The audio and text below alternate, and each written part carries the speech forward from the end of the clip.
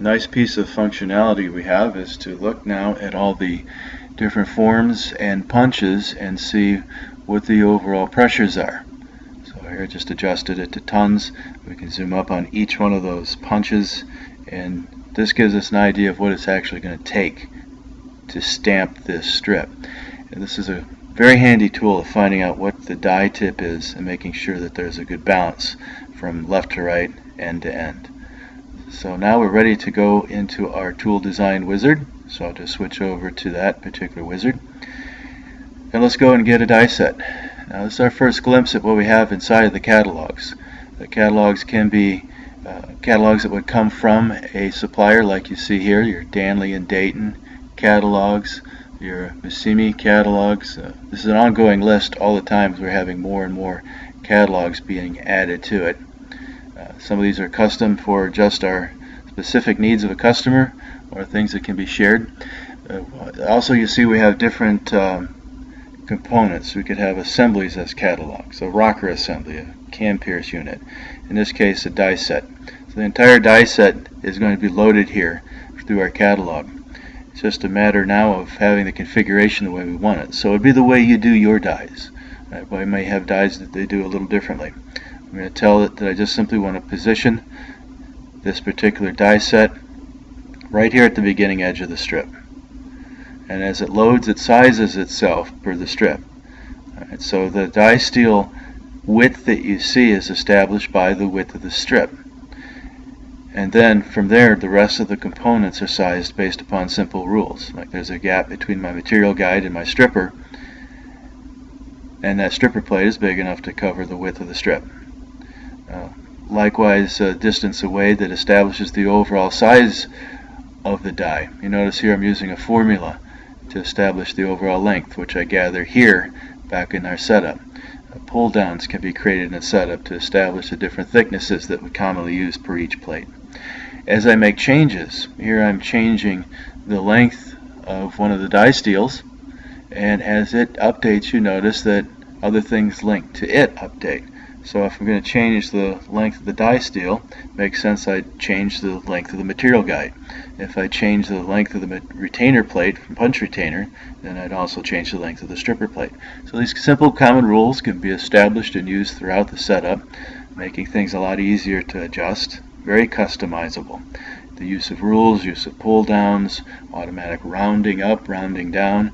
Also, we have the ability to pull our sizes directly from a catalog. So perhaps if I put in my Danley bushings, I can go right to that catalog size and adjust it as I need to. Well, with that, we've adjusted the size of our steels that you see here.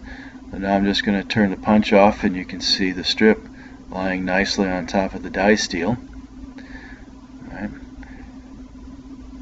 So what we're going to do now are pull all the punches. And like I said before, you can use the punch geometry and mirror it, rotate it 180 degrees if it's going to be used again and again. That's fine. But for what we're doing here and to illustrate this functionality, we'll use all those punches that we have on the strip, and in one operation we'll create these punches and all the holes that they sit in. So focusing here on the wire EDM punches. As I accept this, it begins to preview and build them for me. Alright, so we'll turn the whole die set on.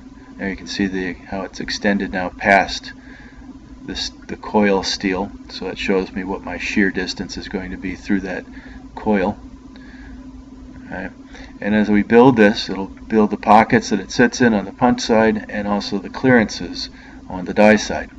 Now, originally, when we set up those clearances, the stock material guides were not there. So now let's establish what we want to cut around those and then make any final adjustments that we need. Right. So as I highlight each of the different plates, you can see them highlight on the screen. Right. So it's all linked together, very intuitive, very fast and powerful. And now it goes ahead and builds the punches. It builds the holes that the punches sit in as well, both in the punch and the die side of the tool. A little bit hard to see, but it's there. Let's do a little dynamic clipping plane here, and we'll try to cut that so that we can land on one of those punches, and you can see the clearance now for the slug drop going through the die shoe. You can see on the die steel the land and then the 2 degrees of relief, and then you can see the fit in the punch retainer. So all that's done in one operation. All those punches can be edited together or individually, in your case. If I know that the punch on the right and the left are the same, I can detail one, but I've got all the holes I need in all the plates, which is an important thing. Alright, looking at the strip, you can see we got a forming area or two. Let's concentrate on one of these forming areas. With that, we'll go back into our catalog, and I'm going to pick here just a assembly. It has the screws and dowels already placed in my die steel. So I'm placing more than one component at a time, which is very handy. And like I said, those units could be punch units, they could be cam pierce units, rocker assemblies, it's whatever you want to assemble together. We'll position that steel to capture that particular station, and I'm going to tell it that I want to grab the information that I've got here right off the strip.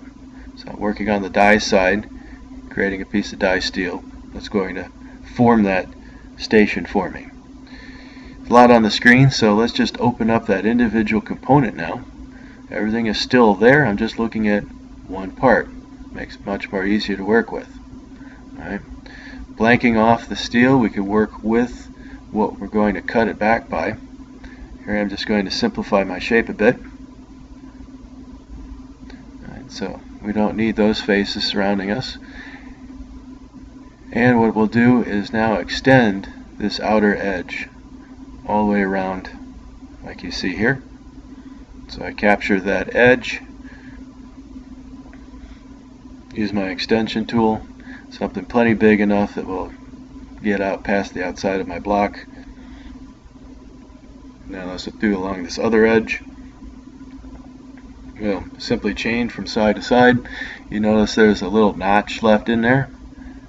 As I sweep that face out, which is basically like a big ruled face, you notice it doesn't care about the notch. So I just simply make it big enough that the notch is off the side of the block, it becomes irrelevant. And you even see it do that with the areas that are undercut, if you can imagine that. So basically it's giving me a flat, planar face as my solution. Now we'll simply take the block and trim it back by those extended faces. Alright, pick which side of the block I want to keep. You notice I didn't close the inside, so it doesn't have to be perfect airtight. I do want to close that because that's part of my form, but nothing keeps me from proceeding if things aren't done in any set particular order. It's up to me to do it how I want to do it. And with that, let's show some of the tools we have for closing up these little gap areas. Maybe I want to grab that edge and say I want to blend across to the other side, and it's such a powerful function that keeps things tangent to tangent. It knows the flow, it works with the flow of the face. Again, we'll do the opposite side. Alright, I will tell the system, let's stitch those together. I've got the 3 holes left, 2 on the side, 1 in the middle. And let's use a nice tool called close open gaps. Just simply pick or box pick the areas that we want to close. It's more than one face in each of those holes. It goes and puts in its solution as quickly as it can. So that particular form area is now closed. I save it, and when I do that, it bounces me back out to my assembly. Alright, there you see that now we have a little bit of work to do, because with the cut, those screws are not in the right position, and frankly they don't look to me like they're big enough, so let's do a quick edit here. We'll edit the screw parameters. Let's make it bigger while we're at it. So it's just a matter of going into the catalog, selecting the size, selecting the length we want, like you see here. Say that looks good, and you'll notice that quickly on the screen it's changed. Let's now drop that in. We'll recess it a little deeper. You can recess things based upon rules. Here I'm just dropping it in so that I know it's deep enough within the steel. Now as we calculate it, you'll see it also updates the hole that sits in it. So there you see the counter bore on the opposite side has been drilled and tapped. Let's flip over down to the other side and give our attention to the punch and talk a little bit more about the catalogs. Here in this particular case, I want to use the catalogs to put my pilot punches in.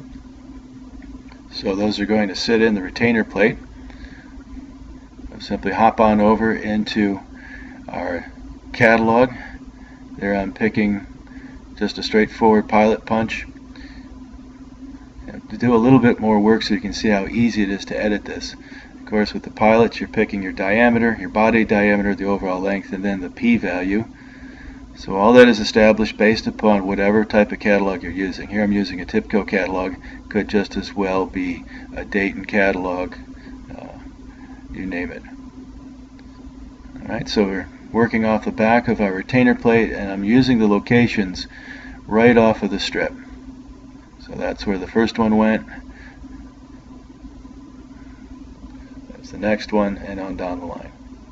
Alright, so do I like the length? Do I like the positioning? Well, I can see that my shoulder's coming up into the strip. So let's go back, do another quick edit here on the fly. Maybe in this case I'm going to change the length a little bit. Alright, so we select a shorter length, and also while I'm at it, maybe I want to put a little bit of clearance on that p-value so that the pilot slips in and out fairly easily. Alright, that looks better. We'll cut it as we build it so it knows the hole that it sits in as well, as you see by the counterboard.